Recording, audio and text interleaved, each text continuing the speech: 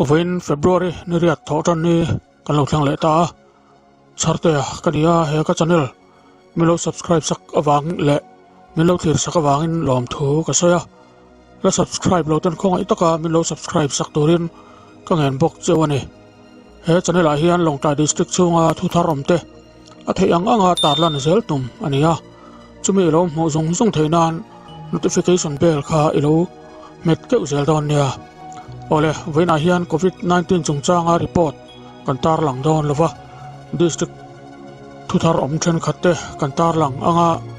veinia fire prevention ui khonna program karan chhap chua sak don bok chau ani ole kan sia thau angin pathian ni voi somli la parukizat pathian biak ni khom biak ina kan nei theilo nuwa limin pathian ni atangkhan sarkar ro man angin kan hanin khom tran ta chu ania alom omin ko san ho te po kan lo in ngai tang hle ni in alang biak ina kan hanin khom ta chu WhatsApp Facebook Instagram le internet khuvela kan han intar lang hloma sarkar du dan sarang chunga kanin bo sai dan in thawlu tukha in lo mulomem le ko han than kha chuan sarkar du dan le ro man na te a thei angin an ko san zo tok aya tha le shileng laka an him ngai thei dan tur nia an sia tangin nasa takin anin buas saya ko han mi puitan chuan tha an timuang ngot mai heti la hian ko han than khat ero in buas sai mu mal lo atla chop a ti ve nok nok king tlamai mai anom bok heng ko han inang lowa hian a khoi jok nge si ti dar jok ang le tiru kan chut chian anga yani he shileng me kara hian sarkar hian in khom hi a phal sakli angot lo in veng chungin ati kher ania o nimina kan in khom don ti kan siat na le sarkar in ko han tina SOP implementation committee din tur ani ati thu kan siat na ri to nimin thenga he committee la din lo ko san kan lom te hi azia lo takset ani kan in khom du luat le kan in ven pe lo awang hian kan in khom le thei lo palang ti hi kan ngai to zui ngaiam ring tu piang thar van ram pana kalmek pathian poisai hlaw em ko san ho te hian sarkar thu zom hi pathian thu ani ti kan siat fia huna chuan he shileng po hi mizoram atang hian alo popil mial to mana le sil po aring ti khong tlat chu voile khata ti in awmanga ti damna awm lowang kan bible ati tlat mai shileng laka inven dan tur kan revek in khom na kanum dan tur sarkar tu chuak kan revek kan zom du lo ani chuan awa poi don em in bo sai na tha nei chungin pathian biak in khom kan chun zom se theinan kan zawa in tran la ila sarkar thu izomang u ti chuan kan damanga kan in khom se lang tun hai khan longtai college veng bial tu MDC pusir sang thiang a chuan abial chunga upper sai ka le lower sai ka khuate tan ni jong chakna manga ti en solar street light apeya sai ka khotlang an lom hle ani pu thang thiang hi sai ka VC le MNF unit 10 lodong songin abial te ngai saka hetenga thiro pui tak ati sak awang hian lom thu an lo soya tlai lama janri an lo bo sai sak bok ani pusi sang thiang hi college veng VC 10 an troi oma street light hi aum na tura an fit sak ngal vek bok ani voin khan LAD sin noya samagra association chuan CM relief fund a cheng sing khat an chung luta CM relief fund a hian mitlom ngai le an chang hriaten relief fund an chung lut thina ate memo atamemo mi har satak tak chom dol ngai tan a man thin ani wangin apoi mo na hriaten voin thlenga an chung lut hi alomam takzet ani kumkalta ate hunkalto ate CM relief fund hi NGO polsang sang tele sarkar officer intel khom te tin association sang te point an lo chung lut to thina chung te chu changkai takapman alo ni to thin ani tun ha ya khan MJA longtlai te point CM relief fund hi an lo chung lut to bok ani tu te he ka channel hi min like saka min subscribe saka notification bell min lo na sak turin karon ngen che ani voin khan DC Conference Hall kang mai laka invent na hapta Fire Prevention Week hon na hun man ania he hun hi longtai DC Dr. Andrew H. Vanal dikan akai soya officer district council officer le state level an officer le an so big te amma cha chikan pum chewa le hi fuina il pui mo ta me an tilo na kan cover ga le an tin kho so ti na Reverend Laltan Puyakol ni BCM Longtai East Pastor Bial Chuan Komisar mangin kan chief guest ang tak kumang hung chinga chief executive member LDC Longtai tele eponia SP sat tela tin ipoi mo tak member poi mo tak te eponia hung poi mo tak control local song te Fire Prevention Week on na inaugural function atara kan hun manna mingin le en ting chungat ko na itu nalba isua Krista mingin in the fine chibai kabu cheu ani he hun poi mo taka elvetura to be part of this program mo at elvetura he huna kalkhom te chuan ram te kang lo tur le ram ngo le nung cha te hum hal tura in tiam na soirwal na hun an manga he chun ani ti hi ka ko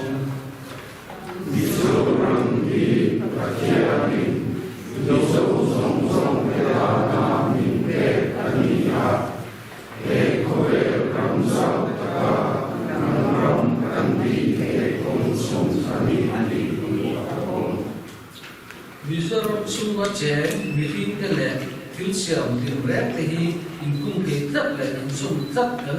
ka tom ani Mizoram sunwa chen mitin te le kilsiam tin rek te hi inkung ke tap le insum tap kan ka tom ani kum ti darum kam thing hiya achunga ong thing te le ma umcha chitin rek te ramul chitham te akam min tuina atikang chatiar tiar a khwa tilumin boruak chalo asiam chok thin ani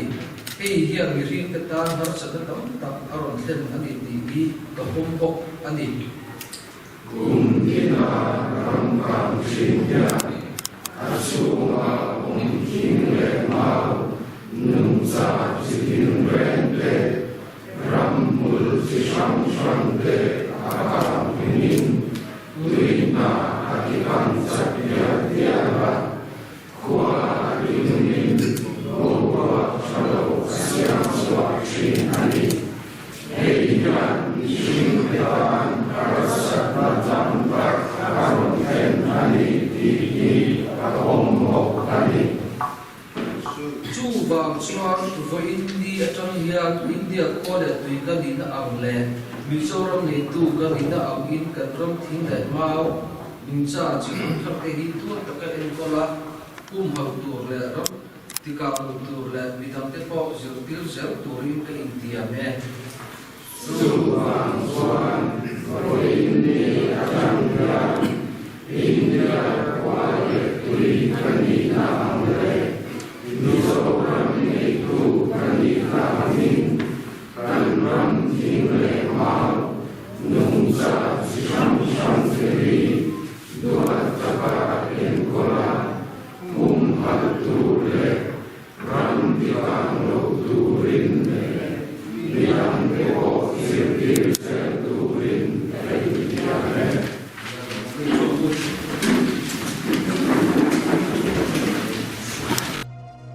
zai thiam mercy remsang monin kalkhom te thiam takin zain a oizia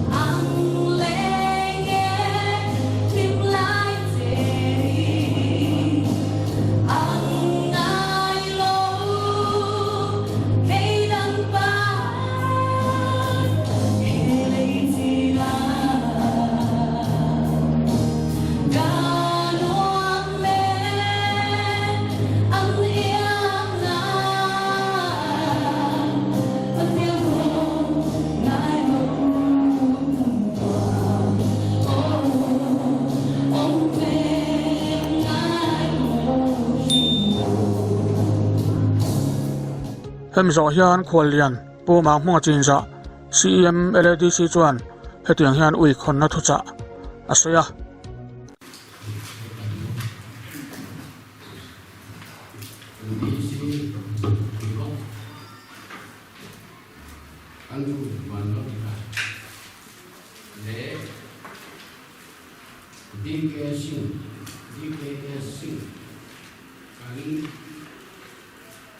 SP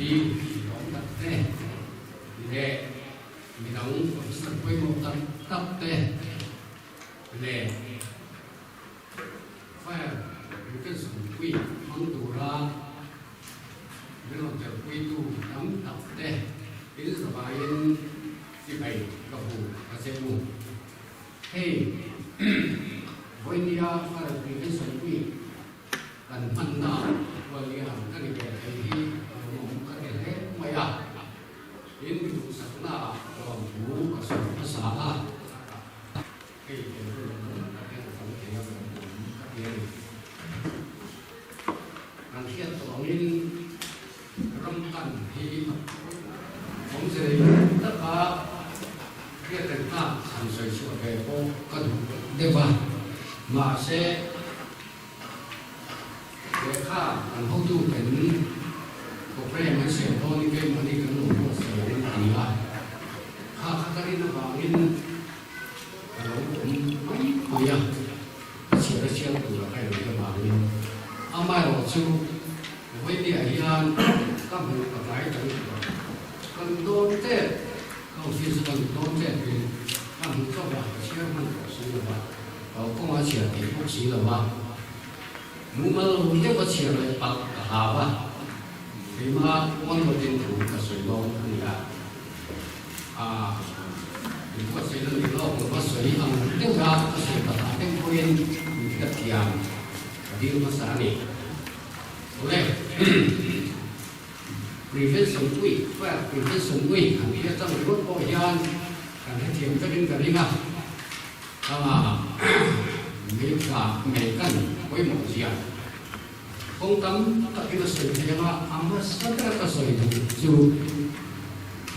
khát na chuan càng ngày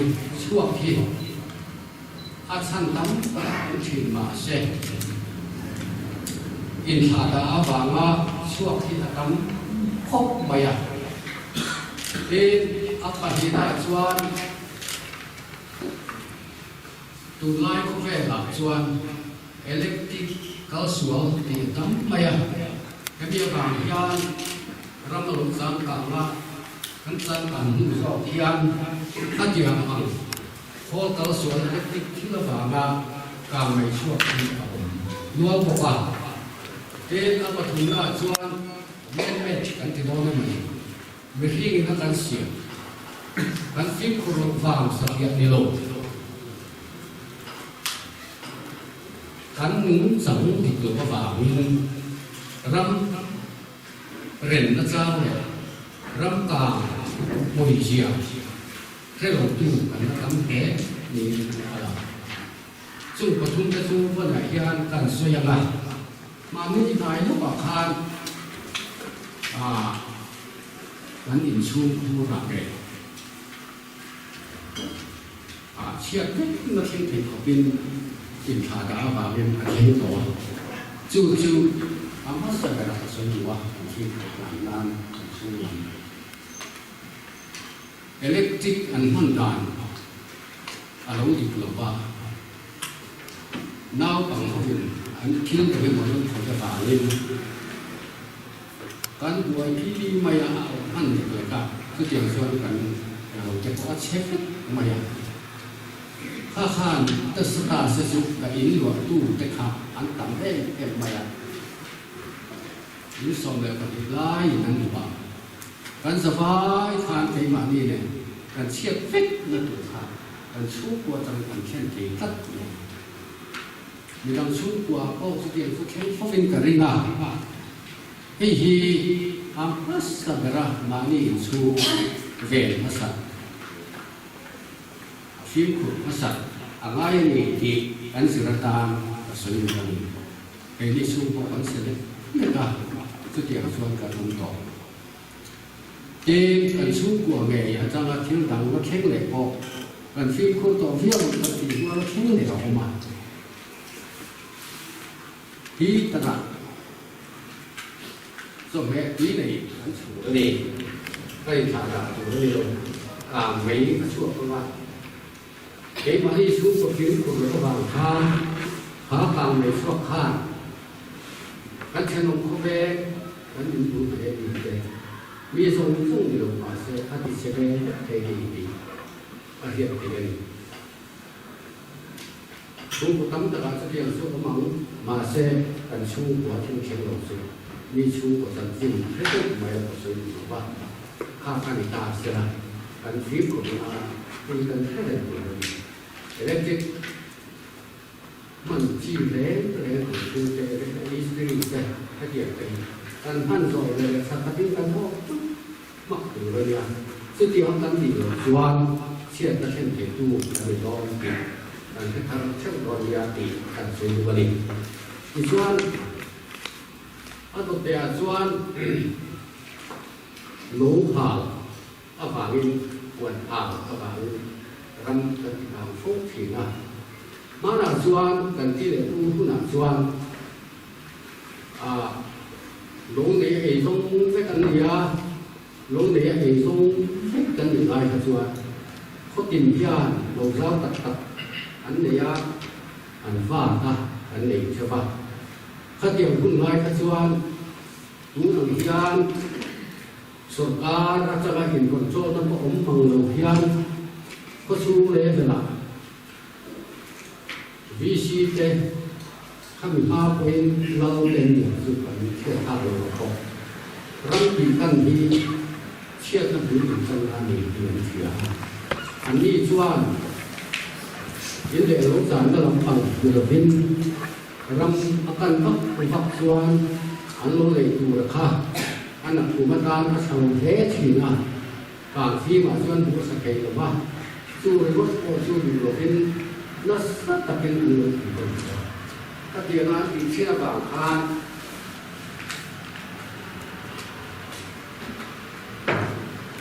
อันรำคาญหุ่นหักเนี่ยอาการไหลลงแรงเลยอีเชื่อกันเลยชาติบางครั้งไม่ลำเชื่ออันเดียไม่มานี่จบละส่วนข้างที่ขาดลงผ่านมาเฮียนซาดเรื่องการเกิดไฟแค่กันที่ทุ่งเวลาดาวเฮียนที่เกิดไฟแค่กันต่างหลายงานสุดเยี่ยมส่วนหลวงพ่อหางมาอันหันหาตาอารมณ์ลาวาอันไม่ลำตัวขันที่เด็ดไม่เอาเดี๋ยวมาส่งอารมณ์เป็นอารมณ์ชั่วปักอลิตัวเองอันรุ่มด้วยเหตุต่อที่อันเสียคุยต่างคนหมายเลยสุดเยี่ยมส่วนพี่เด็กผู้โม้ต่างอันนู้นเด็กข้าโม้ต่างเป็นข้าอันนู้นเฟ้งหิ้มฉีอันนี้อันนี้ชวนชื่อหลงเฉียเลยหนุ่มซาเต้รำคาญนะอดีตรุ่นนักสังเกตเลยข้าจะเอาชื่อไม่ตัวนักบกอันนั้นเด็กภาพมาคานอันรำนักกุมารเด็กตูเต้อากุมเล่เด็กตูเต้อาการเสียงอ่ะรถบอกกันว่าโซ่โซ่คนว่าตีอันไม่ตัวนักบกคานโบตะลอยหัวไล่เป็นรำสั่งจางเสียข้าจะทำสักทีที่ส่วนตุนมาส่วนกันเรากันนายส่วนรำกันหลบนั้นนาส่วนตัวนั้นหุ่นว้าวปาร์หุ่นแต่ที่ส่วนว้าวเป็นสักทีอันปาร์สักทีนะดูส่วนนั้นไปปาร์ลงอันนี้นะข้างไว้จะทำรำเฮียนที่นั่นโมยเอ็มโมยปาร์ส่วนโมยชาวที่เดียงหุ่นที่หนูว่าต่างปาร์กันนายตัวเราต้องกันอีกหลายคนกันดูเองแบบเอ็มจีนะกันสิว่าก็ค้านตัวผู้ใหญ่ฟ้าผู้ใหญ่ตาอันดีนะอันนั้นอันปวดฉีนะผู้ใหญ่ท่าก็เป็นอันปวดเอาอุปสรรคเขาจะต้องค้านเฮตาผู้สตาจะเขาจะค้านร้านสถิตนะกันรู้ที่เล่นเล่นแค่แบบนี้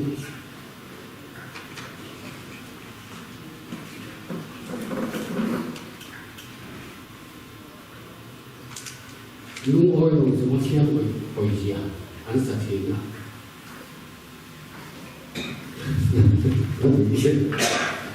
lại sửa chữa để mẹ có đủ những tiếng lùi sự luôn luôn được toàn khen bây giờ chùa tôi lại ban rồi luôn luôn lần cố là vì ngay tân giả chú lại thì ăn sao không giờ coi ạ lúc lên em thì các điểm ăn thành răng thì rồi mỗi chuyện có thể dùng là mình chứ chỉ ăn chú tôi nói chú ăn akan nó thì do cái lai cái này à ông tổ mang lô ông phát tổ mang lô khi cái mấy người cũng càng mà thì cho dùng sa cái suốt cái sẽ em mà dùng hoa cho rắm càng hiện sản phẩm càng nhiều có lúc thì lại cái cả anh này những cái chọn thế lòng cần gì ở đây hết lòng này anh này có hiện van sang ta ka tho ka thi ta tho ke chi chi an lo cũng về na ni sai te tho ke rồi te ram ar te ka ru te san ta kan mo ma sự tiểu thông tan phê chuan mấy cả cái tổ đấy em mày chùn mà sao mà có cả là sẽ làm chít có vào cả cũng phép làm mày thân chuan thọ đi thể xí đâu cả khan anh chị thả tất cả đắm tập rắm cả là hiền anh chị ta làm cái cổ hiền anh nó bảo hiền và rắm ăn cả hiền sao chính phủ thì chư chuan cái rắm ăn rắm mình ra cái số sản mà anh thì không làm gì anh để mà anh học sang cái cổ khác rắm cả chú trên của bác hồ mà ra nó anh trường sen tổ đồ ba dàn thái là thế là khi giống rồi khi thôi món gì luôn của anh ở lúc học hay là thế nào cũng thế cả ba học tất thì cái bộ khác thuy tất học ba từ đấy nó cả mặt cho anh khi rồi mà sẽ dàn thái lúc cả mặt khan anh riêng nó khác mấy càng này đón thì sao vẫn luôn anh nhà thế là anh thì bao ngày anh thiên cũng mà khăn được gì à, ra là alo hết lệ là gì à khác biệt bây giờ cũng càng gì à, ta cần khát chuan ra nó cứ càng khát chuan, cho mình chuan ai em làm cho mình phần mai à, anh không thể được, bây giờ họ thể có một rèm này, anh là đấy à, các chị anh cũng mà bằng thang, anh càng muốn lệ có cái gì, chiều vàng ấy tuần hoa sờ bàn làm môi ta tất cần thiết thì sao cũng tùy về cũng có một điều gì sẽ đều đủ tất hết cả ông nào chú hình tùy mai này ăn rồi ba đình trần ăn ta cái điều nó tất cũng mai ăn hàng trần đủ ra thế cho đặng đặng cái vào rồi để nó được ra thế thì anh đi về thì anh đi vào in chúng ta cho cái đi thăng thăng chú cái phim nó không ta thì tôi có cần lắm cả cái gì đó, cái về nó cần gì bồi thì, họ khuyên anh em bảo là ông về mấy gì đó mà, ở vấn đềส่วนเป็นเสียงตัวเองกันสบายกันเป็นสัตว์อันนี้ซึ่งส่วนตามภาษาว่าการรำมวยอย่างการรำมวยเสียงตัวเองให้โตเป็นส่วนตามปีประเดี๋ยวสิอันนี้โอ้เลยโตเป็นตามส่วนมีที่จุดได้เลยว่ามานี่มีจุดได้นั่นฉบับนั้นถิ่นตรงว่าเพ่งจะที่มีตั้งมีเสื้อตีเดียวเป็นเฮ้ยมันนั่นสกุลก็จะนะถ้าโตก็แค่ง่ายนี่นะการถิ่นรู้กันเสียงเชื่อมโยงส่วนถ้าตัดรำกันให้เก่งหวังดีถ้าเทียนเลยช่วงบางส่วนไฟอุ้ยเป็นผู้สนดีอันที่เราจะฟังว่าเป็นอัตตะเขาผู้ยังnun quý rêu u cần mong gì sẽ anh chị dùng đi là lấy chết của bên cầm tạo anh ấy đấy Hual lian thu sai zo hian pu kela ro moya member secretary district level committee on fire prevention longkai district chuan report hetiang hian apesuya SP sim SP district state government le LDC sama bisa bergabung dengan NGO le NGO ini ada program mong dua local langsung deh ang saya fire prevention week ini sebagai kebutuhan Jawa district level kebutuhan fire prevention ini oleh kampung Jawa ini sebenarnya report itu sampai satu miliar Jawa itu sampai pulau Jawa sampai saya ini fire prevention week ini sampai cái quy định sở chế miền với state level committee on fire prevention tìm đã đi trong hai năm sầu thì cũng thấy thầy là cũng lâm trong năm phong thì để fire prevention với cần tham xuân ra cần răng cũng tiếc càng thì nên cần răng là những chuyện đây lệ ăn tuổi thì sổ hộp tổng tất cả luôn thì đây lệ răng càng chỉ nó cần phim của cả chủ kia thì đuôi cần chủ kia nó là cần mang một chút nữa đi thì người ta là phải có sự chuẩn bị buat saya tanya untuk dalam makan memulai diskusi jadi menetapkan dulu itu akan menjadi lihat dan satu dengan yang berkoordinasi bukan orang soal langsung jadi menetapkan dulu itu sehingga usaha ini som atau lebih usaha ini som pengakuan dari sekian istilah belajar selesai sebelum berani itu masih terus kalau berdoa jangan sampai som belajar kan pertumbuhan kan udah dia sampai som kebuah kan tidak ada lagi kan dan kita coba bahwa kumina sampai som dia mana yang sudah dia sampai kemudian jadi menetapkan di bawah saya ini bumla mak kemudian ini banyak di orang panas karena kantor besar ada banyak fire prevention itu kan memang tuan tim thầy đầu kan ya ini bumla mak kan mungkin kalau sanjung state level committee kan district di Chhartea long mana siang tak lawa covid pandai orang kan selesai tu dari itu melakukan saudara sama seperti kata itu suara apa di district level orang macam siapa bakatnya village level lah village dia templang tua kang lei venna tu orang kang venna tu orang itu tu orang macam tu Cina turun lalu saudara orang tu nak kaya tu mina kang lei venna tu cakap di CHHUAK ni lah loman itu lepas ni ni kum sami sembia COVID-19 na mga lockdown kalkuyan imakan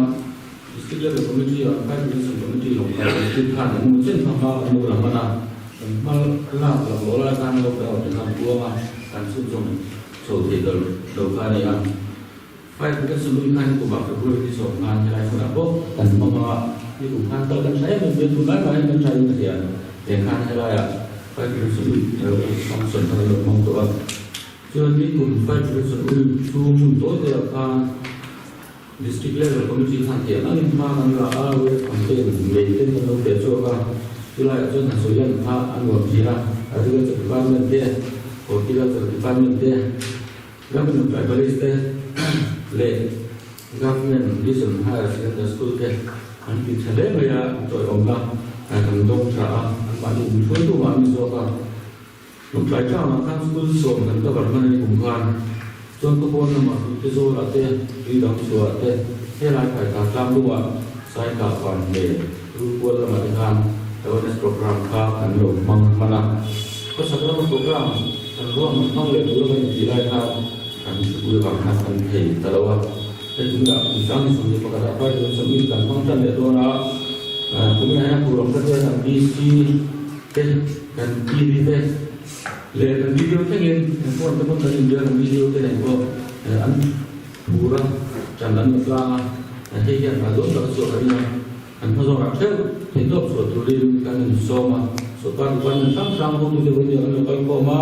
kan VC de kan NGO de wene lo kom te ram ki kam sin kan ni lo kam ni so pal sin kan ni lo ama lo te wena kan lo kom san hi asir ti tu kan ni kan pa ko ki kan na zo ra kam ni kan pin khu tu je de ram kam ni kan ram moi ta ki che je de kan chi yes ne na so kan ni to LMC ki to den so lo la kan ma ni chúng tôi quý lưu diễn đó là ví dụ là lưu diễn đó cái district ở đâu có cái chiêu rồi đồng lại district ở đâu có luôn bây giờ làm sao mà đồng lại district đó mà cần ra một ngôi là với anh em này chú thì cần phản đấy này chúng mình nghe những thủ cho với nhiều các phòng thủ của thủ cái mình district đó mình sẽ dùng thủ thể rồi với năng lực công hợp tiền của mình thủ trước này anh thấy nó do theo vào trần lại là với nhiều các program kia phải cái số lượng cần mang số tiền cả gồm các số cái đó biết cái điều cần NGO thế sắp tới hôm nay thì này cần đi xin cái bộ anh chung là cái gì nào district level committee hoặc là national committee nó sắp tới cái này à thì nó cần nhất thiết thủ chuyên anh nhìn xong bộ anh ấy rồi này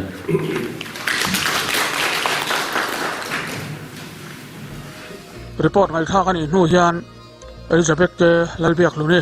longtlai nu la zai thiam tak chuan mi pui zaya oil in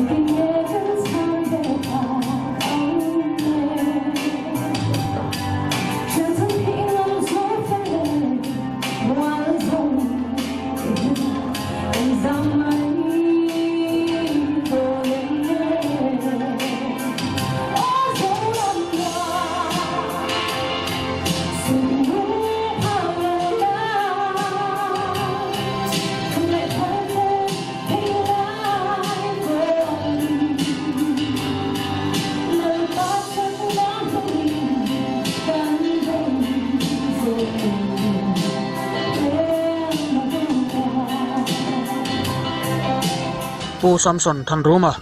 Deputy Conservator of Forest,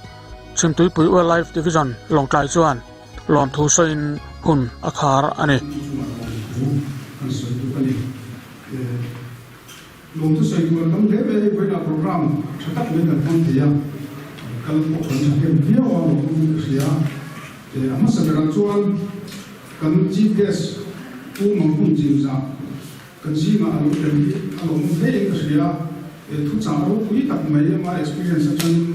những sự khang cái khác anh thấy nó phép mà in hết tất cả lối đi trên đằng cần culture để tradition để mà anh mình sống đàn để chia cả cái nào xưa chung hàng xuân thu trả đâu quý tập mấy cần gì mà anh xưa bằng khăn của cần xưa của mình in devotion cũng mình phân sắc tu river nó chuẩn bị là đi lúc này is pastor biang tu ha cũng chết tất cả là sống nên thế ngay cuối một những lễ anh đi học hành cũng trả học quý tập mấy và thiên thủ nền cần tiêu tỷ lệ cần tỷ bù tệ răng ngô về công để vì environment conservation sinh mà cần tiêu tỷ tệ chiếm cần tiêu mình cũng sửa để để anh đi chung học hành không biết đặc xe nga để anh mình làm để trả học quý tập học hành một thứ sửa học cái này in hay cần member secretary district level prevention committee member secretary pero mo yele kan chairman and the Andrew which mandal dika commissioner te active tam mai le committee hi uncle tuya hamasa after prevention district level committee te po district level Mizoram ani ko support le khatiam ma pom ngai poi am ngai poi mo zia lang tira committee ko support an ni ka sia chu bang chon an ni chu ma ko hen mo ko kan sui wa tin ri we na hun kan pan thei nan te program rom tak me yan kon bong so ke ka hen so ke hi an ma ni ke we na mo ya kan ka hun thei lo mo le ka sia ni ma kan sui ke wa tin chu mi bang kan chuan department sang te tho ko thu sina ke tiang kun kan phan hian forest department chau te mo tu te mo ti tur kan da chuan in king ma ti ti lo ni chu ma chuan a til phat atang department sang te kan tho ko na tha le a kan thu chuan te committee na rel te kan bo chu cha a voi na po department head of department te thatak min kan ko ma tin ka DC officer te po Sampai tak ni kan kau tahu ni, kau nak tahu ni bang ni anam dia, lombukan sedua, tin district LAO abu jadi sendiri lagi, kami kalian kita main lombukan hingga lambing macam kira lagi, nanti dalam ni lawa, village level wan orang hal jumpa, tu kau tak main bincang suasana, kau pujian next level lagi ni orang macam, so maya ko sa chuang in sorry chung ko sa chuang in lo kan fa ta mai te te a boundary bu la khian kan chu pok phu mai ni chu bang chuan ki an hana an ti kan nok chuan i lo nei zung zung te kha an kam mai zung zung kan si pui the lo ma kan ti thi ve lo ni ma ro chu kan te nang chuan ma kan na a chu ko ma chuan vc lo ma te le in se lo ma te si ti na khau tak mai le tu pe te i a lo chu ko ka chu bang chuan kalau kami kerja, apin kah ni makin kan lama ni kah bilo ke tempat dia long dia itu cuma kacuan essential way le NGO from te le brand from way le te po cuma dia lo pun sudah kah cari kerja tin cuma kacuan ni bukan saya tak ni saya tak naik dan saya yang lebih kami istilah dan soal bor versi Ramsang bodi le Elizabeth ke dia punite zai mo tak me bin ro ya an suma long thu an suwa tin ye program ho tin na kana ha ho zung te refreshment na ni mo le khalu sem te mo te na lo yen mo lo ba na ta tin zung te le sun mai pal alo ma ni pon kham te ko kha an suma long thu an soi ka ni ye ro me